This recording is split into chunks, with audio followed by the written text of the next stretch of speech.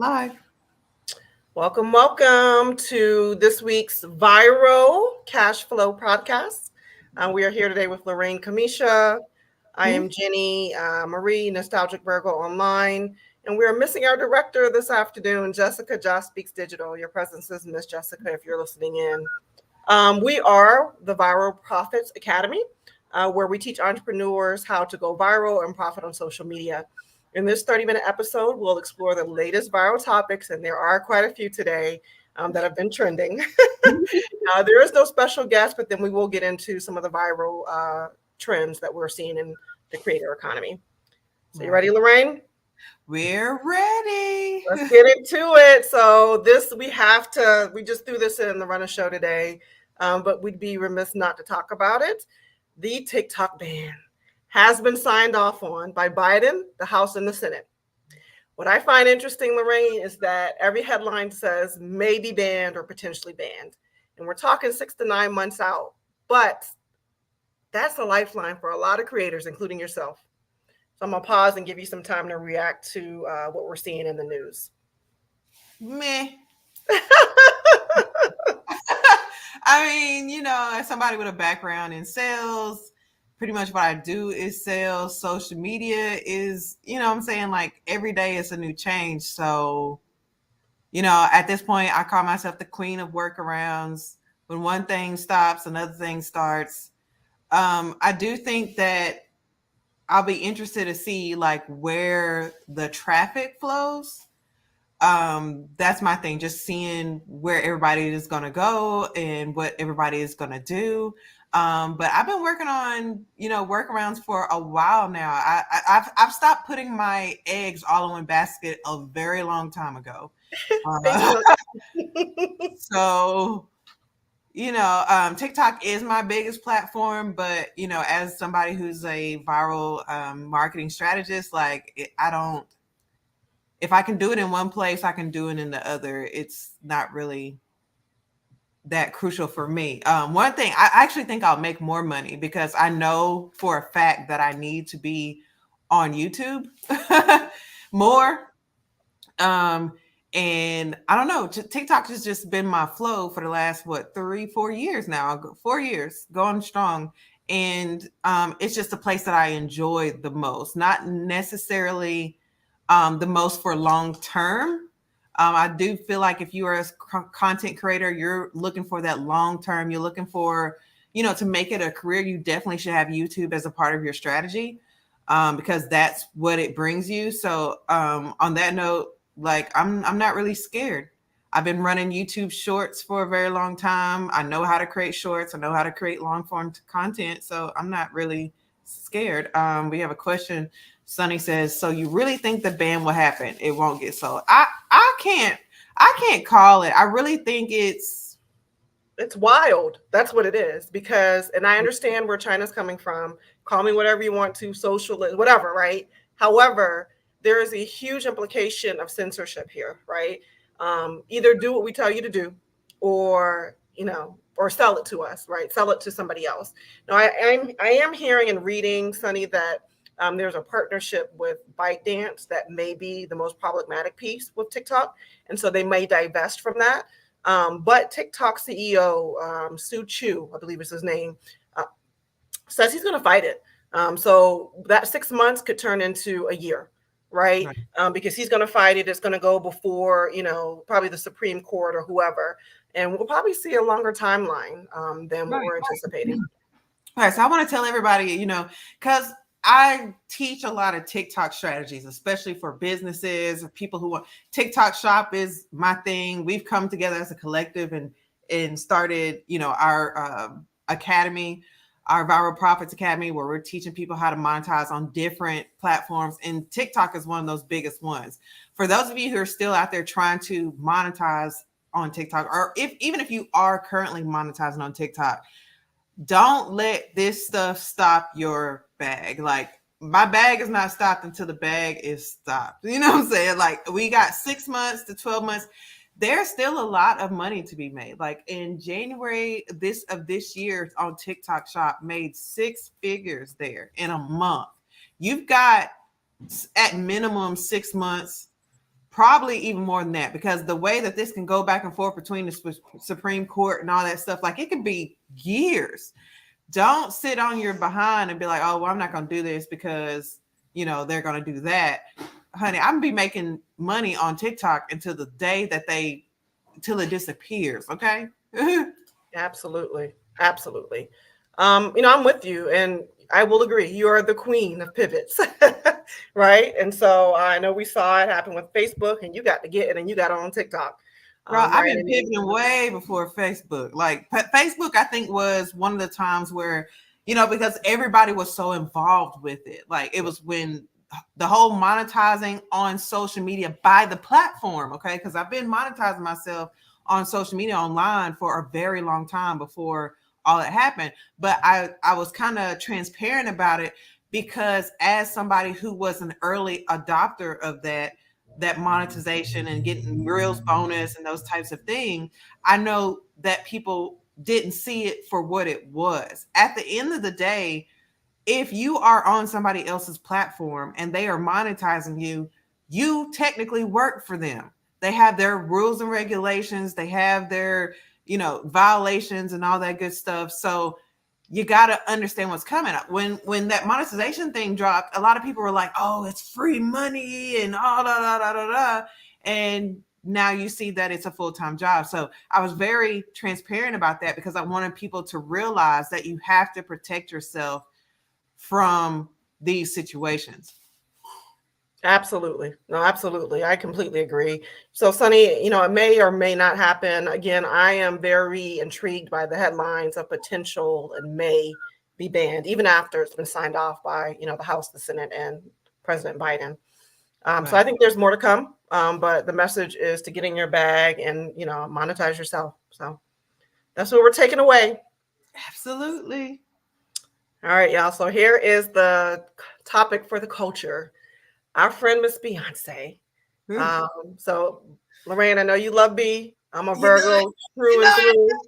So I know she's in her bag. So Miss B came online. You have the video snippet by any chance, Lorraine? Of Beyonce? Okay. So Miss B came online. So she launched her Sacred product a few months ago. The overwhelming feedback, and she's a businesswoman, was that, well, we haven't ever seen Beyonce's real hair. So she listened to it and came back and said, aha. I'm going to show you my real hair. I'm going to show you my hair care routine with Sacred, which she did. And the haters came out the woodworks. That's not Beyonce. That's not her hair. And the hate train just kept going and going. So she listened to the feedback. We know Beyonce didn't even talk to us because as a Virgo, she goes silent when she gets fed up with bullshit, right? I'm just going to be honest. But she came and talked to us. She gave us a sound bite. And probably because of the reaction from the majority, we probably won't hear from B for another couple of months, maybe a year. But I want to hear your take on it, Lorraine. What do you think? What are your thoughts on the Sacred relaunch, I should say? So first of all, I want to talk about the fact that we keep saying that Beyonce doesn't talk to us. She does talk to us. She don't talk to her haters. She talks to her fans. She talks to her audience. Right. However, there was a time. She talks right? to her Beyonce audience. and I are the same age. So there was a time where she was a whole lot more transparent. She gave interviews. You know, she was a whole lot more conversational. She's got a lot of feedback from her kids, right? From her kids' looks and, you know. Girl, I've been following her since Star Search, baby. We on the same page. So, but what I'm saying is she talks to her audience. Though when you're doing an interview and you're going on Oprah, that's not necessarily your audience. You are in that's like going into a big auditorium full of random people. Some of them are in there, they know you, they like you, and other people are in there because they like and know Oprah. So if you're on Oprah and you're in front of her viewership, that's not necessarily all your audience, right? So she's been gathering an audience since she was a young child, through Destiny's Child, through her solo albums, through her movies, through House of Dairy, all of those different products and things. She's been grabbing her audience for over a course of decades.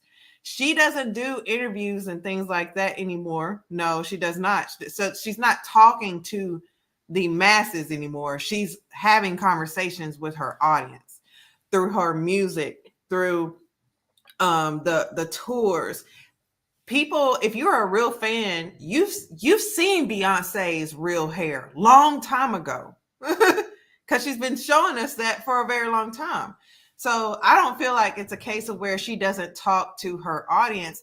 I feel like the feedback that she took was definitely not from her haters. The feedback she took were from people who've already bought her product. She's doing the marketing like we've talked about before, of where you build your audience first and then you give them what they want or what they ask for. And then when you give it to them, you go back and you make those changes and you take their feedback into account, and then you keep perfecting the product and they keep buying it. I can dig it. I mean, I'm with you in terms of listening to your customers, right? So when we talk about the audience, those are the folks that support Beyonce. I was looking for a video bite, and I'll keep looking for it, of a thought leader in the space who pretty much says, if you're talking to folks and they're not listening, then you need to go talk to another audience, because those are not your people, right? So that is a good lesson in marketing. And Sunny says, absolutely, that is a word. Don't talk to your haters, talk to your fans. Right. She's definitely not talking to them. I think back when she had her child and she stopped going to award shows, certain award shows, because they allowed all of that. They were using the hate on her daughter and her daughter's hair and her looks and stuff like that, and they were using it to go viral, and she just kind of cut them off. So I really don't blame her for addressing the haters, or doing a lot of interviews and things like that, those type of interviews anymore. But you can still go to talk directly to Beyonce if you can afford one of those VIP tickets and backstage and all that stuff. That is true. She loves her. I will say that she loves her fans. She loves the Beehive, and honestly, she don't have to do a whole lot of work because the Beehive is going to ride for her to the end of time. So, yeah. Beautiful. Any other comments in the stream, Lorraine? I just love the fact that she is coming out with this product. I think this is something that is not only important to her, but it's important to her mom as well, for being a hairstylist. She started out with her mom dressing the group very early on. And I think we're kind of getting back to that, where she's like, okay, mom, here's your time to shine, and we're going to shine and we're going to do this together. But it was so funny, listening to people talk about, her hair care and her daughter. And I said this again on Facebook, and I'll say it again on here. It's always the people with one scoop of hair that one scoop, literally. I be having people, even on my videos, I started a new hair page on TikTok. K Lorraine 9 is the new page name. And I have people coming on my comments and telling me, oh, your hair is damaged, and oh, you should do this. I go and look at their page. Every single time I look at their page, they ain't got no dang hair. Should be the last folks giving any hair advice, but that's how it is. And it's funny because I was commenting on, I think, India's post, who's also a diehard member of the Beehive, and she's a Virgo through and through. But I think people project who they are, right? So if they are going to get on here and do some bait switch, if that's what they would do, right? So they have all this feedback, but these are the people that probably would do some shady mess. They're projecting. That's what people do. Oh yeah, they always got something sideways to say. And it's just a really weird phenomenon to me. It's just really weird that people have so much to say about somebody who's really they're not bothering nobody. She's not problematic at all. Yeah, she's not getting jailed and locked up. She's not, I'm saying, like, she's doing what she's doing. She's a mom. She's taking care of her family. And it's just so strange. Like, they just come out of the woodwork. And it's weird. I saw somebody the other day say something to the effect of, when pretty much you can, like, people are always mentioning her. Like, for instance, somebody will say, oh, well, such and such, Aaliyah is my favorite artist. She's nothing like Beyonce. Like, why do you have to even say her name in the sentence of telling somebody else what you like? Like, that person can be can that person be your favorite singer or whatever without Beyonce? This is weird. Right. Why do you put her in the conversation, right? And that, again, two things can be true, right? It doesn't, yeah, it's hate, We know why. hate rolled up as opinion. Right. Yeah. So we got Right. some comments from Allison and I think Sunny as well. So Allison's on YouTube. Beyonce's never been honest or truthful about anything. Everything about her has been meticulously orchestrated. I mean, she's a businesswoman, right? That's her Yeah. brand. I Right. would not be purchasing any of her hair products because my hair is not like hers. So you're not our audience. That's just the reality of it. It is what it is. Yep. Sunny, the Stevie Wonder Hair Club critics. That's exactly what it is, right? So, the critics always have something to say about the doers. I'll say that much. Right. All right. So this is going to take us into our viral trends that are happening. Chick-fil-A. And again, I don't have the creator's name here. I think there may be a post in one of our groups, Lorraine. But Chick-fil-A has a creator, and she has been going viral doing reviews of their meals for her lunch break. Not as part of her job. She's been doing it because she enjoys it. Chick-fil-A came to her after a few months, probably generating sales and brand loyalty because of her content, and said, "Oh, you can't do this anymore. You're violating Chick-fil-A's HR rules." So what did she do? She kindly came back to social media, which I think was very strategic on her part, and said that I am not upset, but this is what happened, and thank you for your support, which led to her getting a brand deal with Steak and Shake. And I think I know your take, Lorraine, but I'm going to say that I think Chick-fil-A missed the mark. It's Shake Shack. Shake Shack, I believe it was, right? Shake Shack, that's right, not Steak and Shake. There was another one, wasn't it? Wasn't it 2 different brand deals? It could be. I mean, she may be on 5 by now, right? Could be. Yeah, she could be. But I think there was a huge opportunity in that. Again, I have seen companies time and time again, loss of opportunity, right? Yeah. We see it with a lot of companies that think that they're invincible, and I mean, every opportunity is not the right opportunity. I think that's something that needs to be said as well. Like, yes, if she's a great content creator, I mean, for me, I think that would be a good opportunity. If I have a business and this person is creating content for me for free and driving traffic and stuff like that, then yeah, I want to encourage that, and I probably want to compensate that to make sure that this person continues to do that. But at the end of the day, everybody has their own, standards or whatever.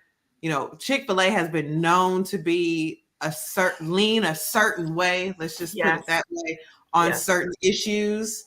And maybe that in her did not align in some form of fashion. And that's cool.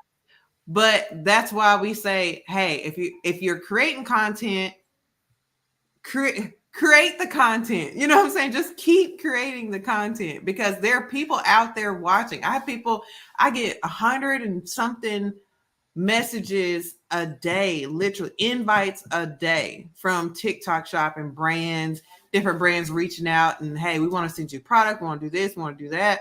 And that is the case for a lot of creators if you just create the content.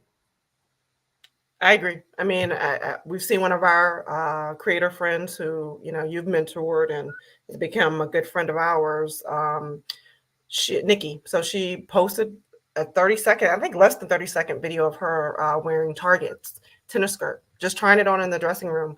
And Target has commented and asked if she can reach out because they want to use her video. Exactly. Now, go for it, Lorraine.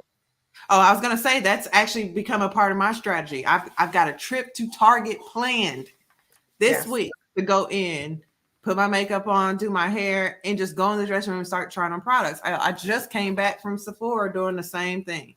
Going into Sephora, picking up products, talking about them. There's literally content everywhere. So when people are like, hey, my house is not this, or I don't have this, or I don't have that, girl, get in your car and go find it. It's plenty of places that you can create content, and there are people getting real money just from going out there and doing this. Absolutely. No, absolutely. I agree with you 100%. So yeah, and Allison, it looks like you agree. Chick-fil-A's missed the mark. They are stupid. That's your take on it. But in so many words, I think they missed the mark. But again, it may not align with their brand. And she may not align with their brand. However, she does align with other brands. and they want Exactly. her. So opened up Exactly. other doors for her. I don't remember Shake Shack, leaning on different issues and stuff like that. You know what I'm saying? I don't, I agree. I don't remember them being all out in the news talking about LGBTQ and Exactly all right. types of things. So we just don't know. Absolutely right. So that's where we are. And so those are our trending topics. I think we've got time to throw one more in here because we got about a little bit under 15 minutes left. Let's talk about Eben, right? So the Eben Here controversy, and Lorraine, I'm not sure if you're versed on this one, but essentially Eben is a well-known hair brand, and they have a history, because TikTok story time is telling us, of hiring minority women in their marketing department, absorbing their ideas, and then kicking them out, sending them to the door. And so there have been creators that have come time and time again that have said, this is a very similar story. This happened to me. And so we see it, right? Our ideas are really what pushes the culture forward. Sometimes we get used for them. And I say that lightly because if you are a consultant, know your value, know your worth, and add tax. However, but then, going on and, taking those ideas and then saying, okay, we're done. And so it has become a cycle, right? Every year or so, they need some new ideas. They need to reach a certain market or demographic that probably looks like you and I, Lorraine. And then once they get that from these marketers that they bring in, they're no longer a value. Right. I don't know. That type of thing just leaves a real bad taste in my mouth. Because I've seen, especially for Black women, we again move for the culture, but when it comes time to compensate, then we're not a part of the conversation. Yes. So, and I'm not even going to say this because I'm not going to even gaslight. So I think women traditionally do not negotiate. We don't negotiate. We don't ask for more historically. We need to learn because there are other currencies. You add that layer of being a minority or a Black woman on there. And so we're probably even less likely to do it. But, again, know the value that you're bringing, and again, add tax. I agree. I definitely agree. And that's one thing that you have to be very cognizant of in the content or in the creator economy, because you're going to have people coming at you left, right. Like I just said, I have hundreds of emails every day, every single day, of people wanting to, we in exchange for a free product, we want you to make a video. My content creation and my audience is worth more than a free product. Right. And I know you've got a good story, Lorraine. I know you may not want to call out any brands, but you've been lowballed, right? Or attempted to be lowballed. I'll say that. They try to play me like I was like, like I would just, I can't even say boo boo the fool. They try to play me like I was just, green, just on the block. Just, you know what I'm saying? I'm like, y'all don't do no research on the people that y'all reach out to or nothing. Right. Y'all don't look or nothing. I mean, and it's so funny because we're still having that. They this particular brand recently requested that I post some content on my new page because they don't want to post ads on the ones that I've been making. That video currently has 11 point something million views for a product that I did because they keep putting ads on it, and they keep trying to find a way that they can not pay me. They want to cut me out of the deal. Basically, they don't want to pay me as much as I'm getting paid just from this passive situation. Let's talk about that. So who owns the content, Lorraine? That's another content. I always make sure that I own the content. Good. And they wanted me to move in a way so that they would own the content, so that when they got ready to stop paying me, they could still take my content and do what they wanted to do so they could still get paid. Yeah. Real problems.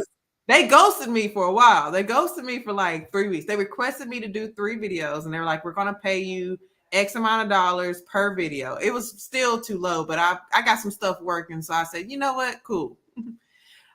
What kind of views were you getting and sales? What is it? GV? What was the, the value of those videos that you were posting? The value of those videos?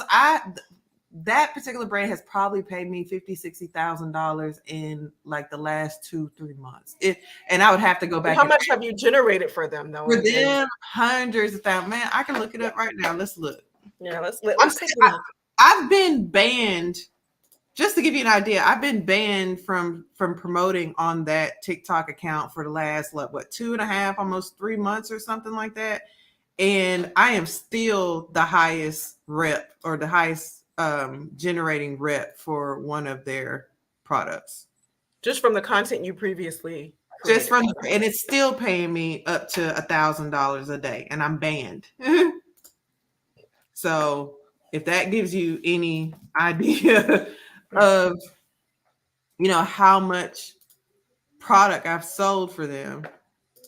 It puts me in the mindset of the gentleman who sold essentially $1 million worth of Bitcoin. At the time, it was not valued at that, but he did it for two pizza pies because he didn't know the value, right? And so that's the message, right? Know the value of what you're creating, know the value of what you bring as a personal brand. Oh, definitely. I have sold in the last 90 days $500,000 in revenue for that brand. That's insane. Over 19,000 products sold in the last 90 days. I'm at $963,000 in revenue from TikTok Shop. Over the last 100 days, $2.17 million in sales. And imagine if they went to a marketing firm. I mean, they would be paying ridiculous amounts of money to generate that type of awareness and really, top of funnel to bottom of funnel follow through, right? To get people to actually buy. That just does not happen. So just to say, you have generated $500,000 for brands, right? Yeah. $500,000 for that one brand, not brands, that one brand. One brand. $500,000. And they are looking from every which way possible to try to figure out how they can not pay me for $500,000. Y'all are sick in the mind and sick in the head. That's hate right there. Yeah. That's nothing but pure hate.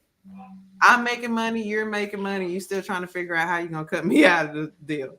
Weird. That's wild. It's wild that they even brought that to you. But again, real problems that creators are experiencing, right? And so, lots of good dialogue happening. I see in the comments.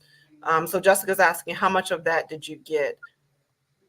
So that's a part of the saga as well, because the commission at first, I believe, was like 15-20%. So I probably got about 10% of that, anywhere from 10 to 15%. So what is that, like 50K, 56K or something like that? Yeah, 50 to 60K. Yeah, interesting. All right. Allison, I see your comment also about, the venture capital strategies for us, by us. I'll leave with this before we get into our final topic. I think there's tons of opportunity in the creator economy space. I don't think the needle's moved as far as we think that it has moved yet. But I think there's going to be more to come. One thing I wanted to add also, even with the TikTok ban, get ready for these copycat apps to come forward, right? That's what's going to happen. We've seen it. We call that fast followers in the innovation space. We saw it with Uber and Lyft. Uber launches, Lyft comes out and does a little bit better. And so just anticipate that, right? There are going to be tons of implications around this potential TikTok ban. And so, folks have got to be in position, right, when the opportunity is knocking, to go ahead and help solve some big problems that come out of the space. Yeah, this will be a good time to really connect into the creator economy, find those events, go out, travel, go meet up with other people, go to be on these panels and stuff like that, because there's going to be a bunch of moves made. I wouldn't be surprised if it kicks back up another wave of YouTube and Facebook, IG fighting amongst each other, trying to draw creators to their platforms like they did when they started making these monetization programs. Yes, it's going to change a lot, and a lot will be changed fast. Now, whether or not TikTok will actually be banned, who knows? But a lot of things are going to change. And let's see. Allison says, Lorraine, I need help with this. Anybody who needs help with TikTok shop or monetization in general, take a look in the description of the video. Join the Viral Profit membership. Okay, that is $99 a month, and you get access to the three of us to ask your questions, plus our community. That's been really helpful for those who were in the TikTok shop, because it changes from, it seems like from day to day, really, like the rules and the regulations and all that stuff change. Yes. There's a lot of money to be made. I just went back and looked, 1 point something million dollars for that, only that one brand in the last 180 days. So that's $100,000 being paid from just jumping on TikTok and discussing or reviewing products. Okay, so that's something that you want help with and you need guidance or coaching, join that membership. That's where you're going to get all that stuff from. Yeah, do you have the link, Lorraine? Lorraine will drop it in the chat before we wrap up here. Yeah, you can drop it in chat. It's also in the description as well. Perfect. Thank you. Beautiful. So the last one is here. So we've seen some creators that have had tremendous success. So again, thinking about the lens of what happened, right? We saw it with Facebook. They open up the floodgates. Everybody's, a creator, and everyone's making thousands of dollars off video content. And then they figure out the bugs. They figure out how to refine the whole monetization structure, and then they shut down tons of creators, right? But what's happening behind the scenes is really that they've launched a new program and they're really just trying to learn. And then once they've learned, they go back and do a 2.0, a 2.1, a 2.2, and refine those things. And, obviously creators are impacted, right? And it's emotional because you can go from making $9,000 a month to making nothing from being restricted. So what's happened, and Lorraine and I are both part of that initial boom, I think, 2021, 2022. What's happened now is the second wave of creators. They've come and they've learned from us who got it wrong. They've gone through the terms and conditions. They know what to do, what not to do to get banned, and they're still making tens of thousands of dollars. There's one in particular who has been giving out, I think, solid advice that has worked for her because she has been making the tens of thousands of dollars a month. But one thing that she said recently is train your algorithm by making shock posts. And so when we talk about shock posts, we're talking about folks that kind of say just ridiculous things to get the conversation going. One of her other strategies is, and this is true, Lorraine, you're going to agree, make men first in the comments when you say something that they don't agree with, right? We've seen the Russell and Sierra posts. We've seen the podcast ninjas, right? They always kind of have these controversial takes, and they are ready to debate. And most of the time, they're ready to debate women who don't agree with them. So let's talk about it. How do we feel about shock post to train the algorithm and to get your following going? Oh, I've been doing this for years. I don't necessarily do it with celebrities all the time. Mm-hmm. It's intentional. It's very intentional. I used to clean off my Facebook list with posts like that. I used to use it to curate my audience, and I still do use it to curate my audience on my different social media profiles. I say something like, if a real woman has to clean her own house, then hey, I'm not a real woman then. And that goes, just little stuff like that, just unpopular opinions and things like that. And when they come out with sideways comments, delete, block. It's a way of me kind of protecting. I don't want to say protecting myself, but yeah, in a way, protecting yourself, getting in front of the right people, getting in front of like-minded people. Because of what I do as a coach or whatever, I spend a lot of time with my clients. I've spent a lot of time on social media. I want that environment to be something that I look forward to coming to, not something that I dread. Right. So I'm not really interested in working with everybody. I'm interested in working for the people who are for me. So shock posts have been a part of my content for a while. When I take an extended period away from, like here recently, I haven't been really posting on Facebook for real for like, I don't know, a month and a half, maybe. Mm-hmm. And the first post I come back and make be shock posts. Like I waited until 420 to to drop something, right? No, I mean, I get it, right?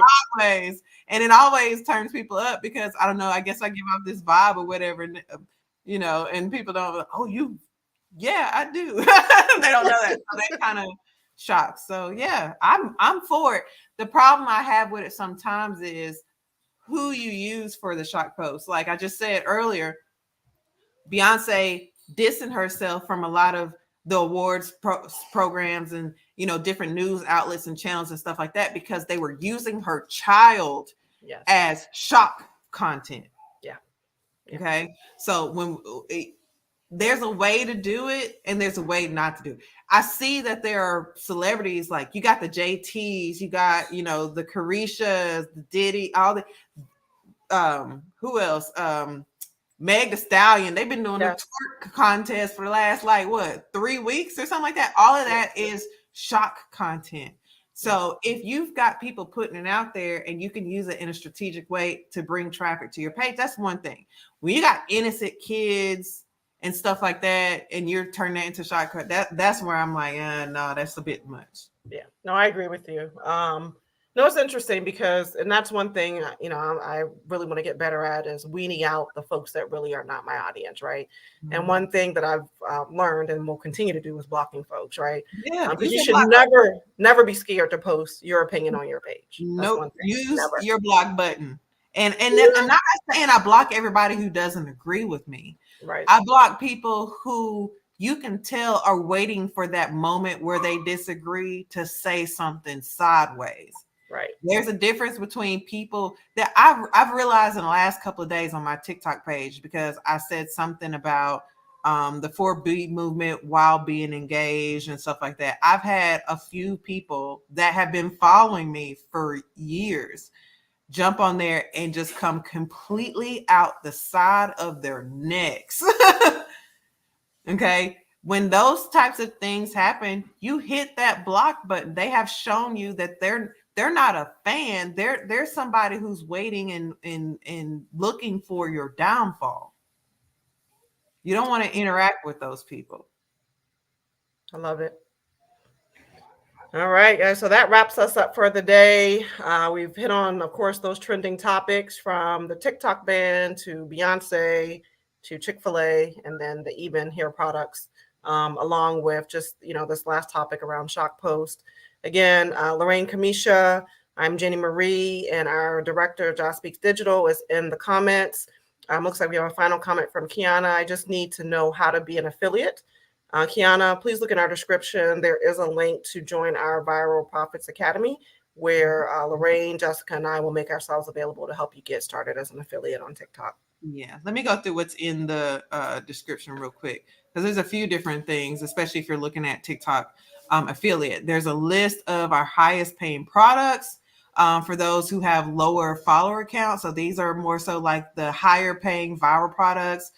You can book a one-on-one call there if you want to just speak to one of us about, you know, anything that has to do with social media or going viral or monetization.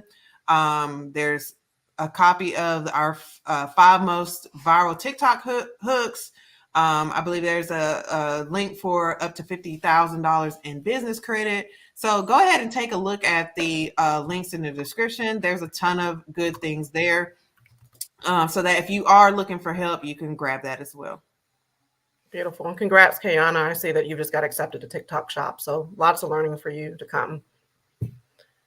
Beautiful. Well, thank you for joining us this afternoon. Again, Lorraine Kamisha, Josh Speaks Digital, who was in the on the audio and in the comments.